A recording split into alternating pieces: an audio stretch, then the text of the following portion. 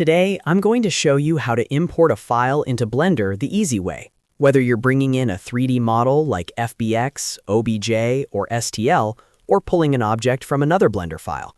This is one of those basics that can save you a lot of time, especially when you're working with downloaded assets or moving objects between projects. If this video helps, please hit like and subscribe for more Blender tutorials. Let's jump right in. First, if you want to import a 3D model from another program or from the web, go up to File, then choose Import. Blender will show you a list of supported formats, and this is where you need to pick the one that matches your file. For example, FBX is common for game assets, OBJ is widely used for general 3D models, and STL is often used for 3D printing. After that, find your file in the browser and double-click it.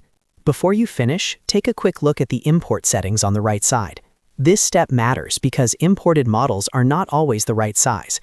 If the object comes in too big or too small, adjust the scale setting before importing. And if you only need the static model, make sure animation is turned off, because unchecking animation can help keep things lighter and load faster.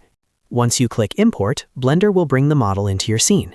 If you don't see it right away, don't panic. Press the period key on your numpad to focus the view on the imported object. That will snap your camera to the model so you can see exactly where it landed. Now let's talk about importing from another Blender file. If you want to move an object from one .blend file into another, the best option is usually Append. Go to File, then Append. Find the Blender file you want to pull data from and double-click it. Inside that file, open the Object folder. Select the object or objects you want and click Append. The big difference here is that Append creates a fresh copy inside your current project. That means you can edit it freely without affecting the original file.